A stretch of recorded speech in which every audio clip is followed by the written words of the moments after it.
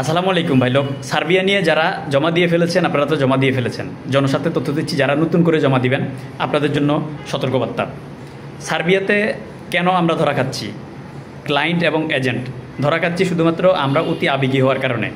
দেখেন ভাই, একটা লোক একটা অফিস যদি ভিসা করে, ভিসা করার সাথে সাথে আমরা সবাই হুমড়ি খেয়ে ওই অফিসে গিয়ে পাসপোর্ট জমা দিয়ে দিচ্ছি। সে চাইলেও দিচ্ছি, না চাইলেও দিচ্ছি। আরে ভাই, একটা লোকে যে ভিসা করছে উনি যে কী বদমাশিটা করতেছে দেখেন, ওনার কাছে বিগত দিনের শত শত পাসপোর্ট আছে, নতুন করে তো ভ্যাকেন্সি নাই।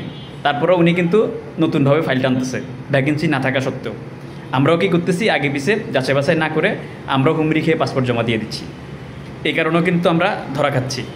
আর সার্বিয়া শ্রমবাজারটা নিয়ে আমি দীর্ঘদিন ধরে এটার পিছনে লেগে আছি। দীর্ঘদিন ধরে আমার থেকে বেশি মনে হয় সার্বিয়া শ্রমবাজার নিয়ে ভুক্তভোগী অন্য কেউ নাই, অন্য কেউ হবে না।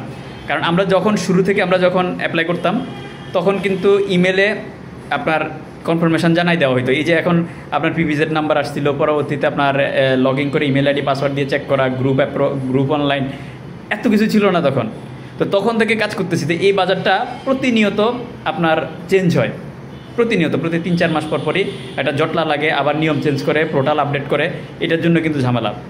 তো আপনারা যারা অলরেডি সার্বিয়া শ্রমবাজারে ফাইল ঢুকে ফেলছেন, আপনারা ঢুকে ফেলছেন, ওকে গুড, আপনারা ঢুকে ফেলছেন। কিন্তু নতুন করে যারা ঢুকাবেন, আমি মনে করি নতুন করে না ঢুকানোটাই বেটার। কারণ প্রতিটা প্রতিটা এজেন্টের কাছে কিন্তু হিউজ পরিমাণ ফাইল পড়ে আছে, এবং যারা ফ্লাইট দিচ্ছে তারাও কিন্তু নতুন করে আরও ভ্যাকেন্সি সৃষ্টি করে আরও নতুন করে তারা ফাইল টানতেছে। আমার কথা হচ্ছে ভাই, আপনার এত লোভের কী দরকার? ক্লায়েন্ট, এজেন্ট এবং এজেন্সিদের বলতেছি, আপনার হাতে যেগুলো আছে আপনি আগে ব্যাকলগগুলো আপনি ক্লিয়ার করেন, দেন আপনি নতুন করে ফাইল নেন। আপনার তো এই দুষ্টামিটা করার কোনো যুক্তিকতা নেই। আর এজেন্সি বা এজেন্টগুলা দুষ্টামি করতেছে ঠিক আছে, কিন্তু এখানে ক্লায়েন্টেরও বিচক্ষণ হওয়ার না কারণে, বিচক্ষণতার পরিচয় দেওয়ার না কারণে নিজেরা কিন্তু ধরা খাচ্ছেন। আরে ভাই, একটা লোকে ফ্লাইট দিছে বললেই কি সেই আপনার পরবর্তীতে আপনার ফাইলটা নিয়ে সাথে সাথে কাজ করে দিতে পারবে? বিষয়টা তো এমন না। কারণ প্রতিনিয়ত কিন্তু এই দুষ্টামিটা বদমাশিটা আপনাদের সাথে হচ্ছে, আপনারা দেখতেছেন, তারপরেও কেন নতুন করে ধরা খাবেন? যেমন ধরেন, আমাকে অনেকেই মেসেজ পাঠায় যে ভাই, আমি ফাইল জমা দেওয়ার 1 সপ্তাহের মধ্যে আমাকে পারমিট দিয়ে দিয়েছে, কথা অনুযায়ী কমিটমেন্ট সে ঠিক রেখেছে, অনলাইন করে ফেলছে, অনলাইন আমাকে 30 দিনের মধ্যে আমাকে অনলাইন অ্যাপ্রুভালও দিয়ে দিয়েছে। এখন আমার পাসপোর্ট দিল্লিতে পাঠাইছে আজকে 4 মাস, আমি পাসপোর্ট ফেরত পাচ্ছি না, আমার স্টিকার লাগতেছে না, ভিসা লাগতেছে না, কারণ কি?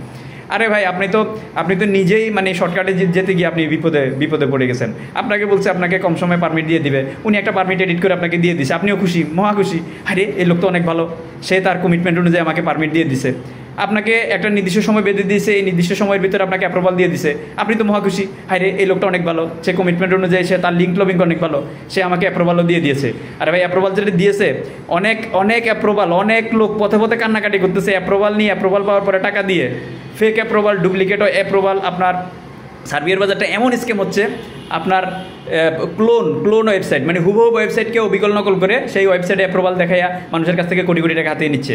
তো আপনারা শর্টকাটে কাজ করতে গিয়ে শর্টকাটে ফাইল জমা দিয়ে আপনারা কিন্তু এই প্রতারণার শিকার হচ্ছেন।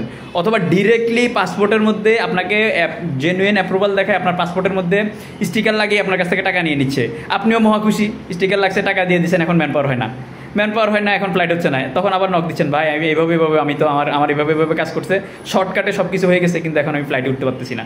তো এই শর্টকাটে যে কাজগুলো হচ্ছে এগুলো অবশ্যই মাথা রাখবেন। শর্টকাটে আপনি ফাইল জমা দিতে পারবেন, শর্টকাটে আপনার পারমিট আসবে, শর্টকাটে অনলাইনে হবে, শর্টকাটে অ্যাপ্রুভালও হবে, শর্টকাটে কিন্তু ফ্লাইটের মুখ দেখবেন না।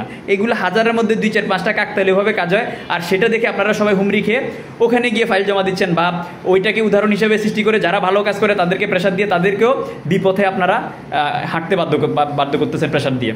তো ভালো এজেন্ট এজেন্সি হলে অবশ্যই সময় দিয়ে সহযোগিতা করবেন, পাশাপাশি ভুল পথে যেন না হয়, ভুল পথে যেন কেউ না যায়, এটা মাথায় রাখবেন।